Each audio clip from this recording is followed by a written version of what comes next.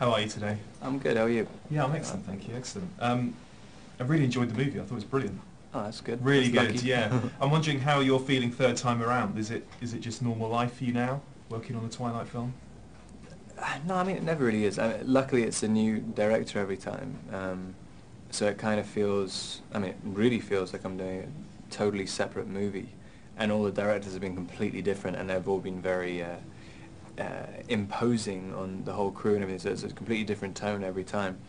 So it hasn't really got stagnant for me yet at all. What about the times when you're not making a Twilight movie, you're doing another film or you've got time off? How much do you think about the Twilight saga? Not at all.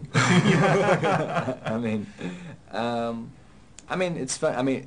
The Twilight fans are very, what's the word, like tenacious, and so whenever I'm doing other movies, there's inevitably like a ton of people who turn up on the set with all their Twilight books and stuff, which is quite strange, and that kind of brings you back into the reality of what your life is, but generally, yeah, I really don't think about them until I think about them in exactly the same way I would any other job.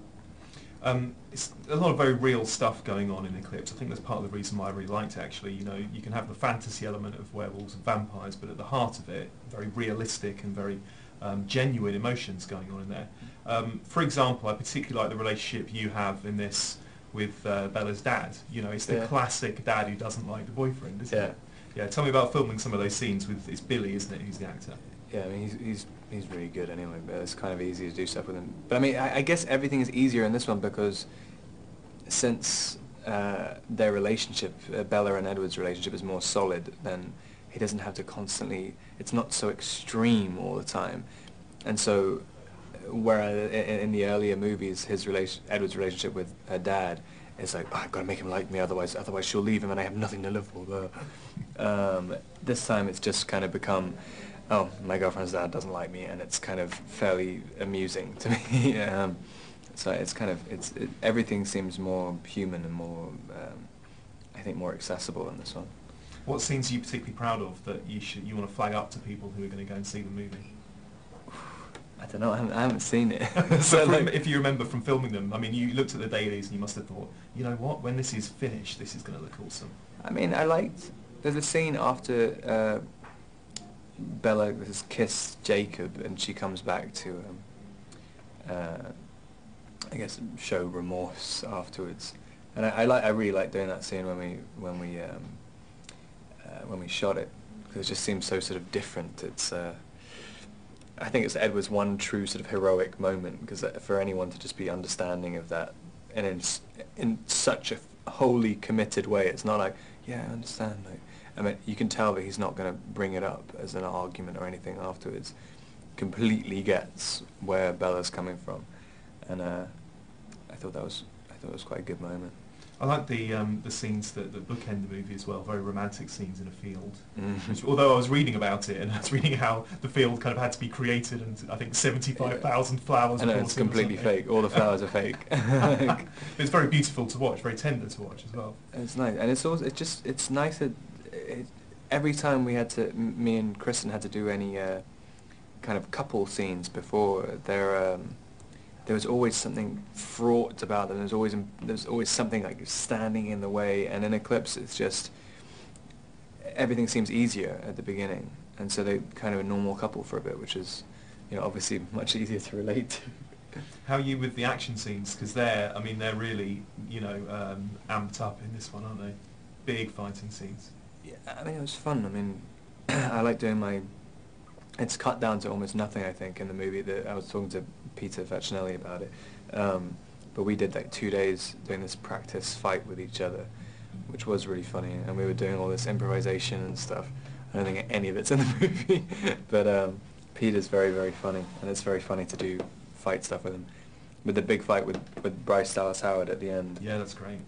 But doing it with her, she's like the most gentle, kind of caring person who wouldn't want to hurt anyone, and and so doing it with her, if she touched you by accident, she'd be like, I'm sorry that hurt, like in the middle of a take. And we're supposed to be these bloodthirsty monsters who are ripping each other to shreds. It was quite fun. I mean, you said earlier that you don't think about the movies until you start them, so I guess I probably know the answer to this, but I'm wondering if there's anything in Breaking Dawn, which of course is the next two films, that you're looking forward to filming. Just seeing Kristen as a vampire, I mean, I'm just curious to see how she'll do it. She's got the hardest part in that one. Because she's always been, I've been complaining almost consistently throughout the entire series about having to wear the contacts and having to wear all this makeup and stuff, and how difficult everything is. And she's just always like, oh, come on, it's not that hard, you're just wearing white stuff and blah, blah, blah. And I know she's going to be complaining so much about it, and I'm very much looking forward to not showing her any sympathy. So essentially you're looking forward to someone else's misery. Yeah, okay, that's fair enough. So you're away from home quite a lot, obviously. I mean, do you get homesick? Do you get homesick for the family home and for England? Yeah, sometimes. I mean, I think it takes about 8 months for me to start like pining, and then but when I went back to London, I just finished shooting something in London. I really thought I didn't want to leave, and then it got to the end, and I was just like, no, it's enough. 4 months has been enough, which I was really surprised at. Especially as the week I was leaving London was when it was really, really nice weather, like every single day. I was leaving it when London looked at its most perfect. It's at 6 o'clock in the evening and the sun's just going down. I was like, everybody's walking around looking happy, and it's like, it had only been sunny for 3 days. It was raining the entire rest of the time I was there. And I was like, oh, well, that's just great leaving today. So I'll finish off with a couple of questions from other people at Radio 1, because when they knew I was interviewing you, obviously everyone wanted to ask. Fern Cotton, you know Fern? There's a little picture of her to remind you. I've got pictures as well, which is a visual aid. She's a massive fan of Twilight, but she kind of watches them and goes, well, sometimes I can see Edward's point of view, sometimes I can see Jacob's point of view. I'm wondering if now, you know, straight from the horse's mouth, so to speak, you want to convince her why perhaps she should be on Edward's side. Well, like, I mean, in this movie especially, you just basically see Jacob as just like a snivelling little prat who just is constantly trying to steal someone's girlfriend all the time. You know, the worst type of guy, trying to get up in everybody's business. and Edward is just the sweetest, most understanding person in the entire world, who just accepts a little kid, like, trying to influence his girlfriend all the time. I think that's fairly convincing.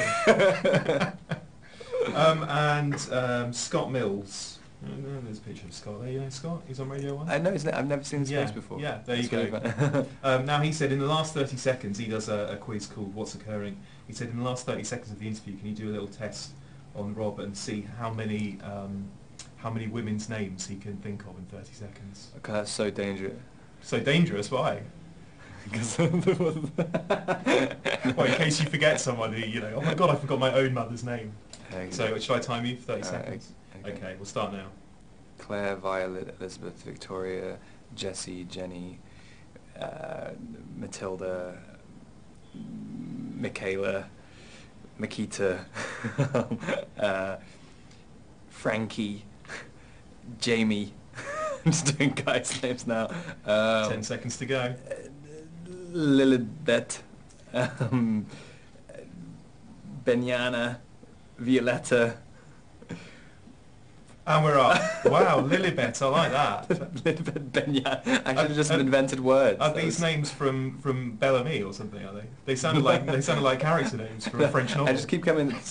The same name kept coming to my head. So keep saying Elizabeth. And all its different versions in different countries. That was very impressive. Thank you very much. Cool. And I apologise for the curveball question.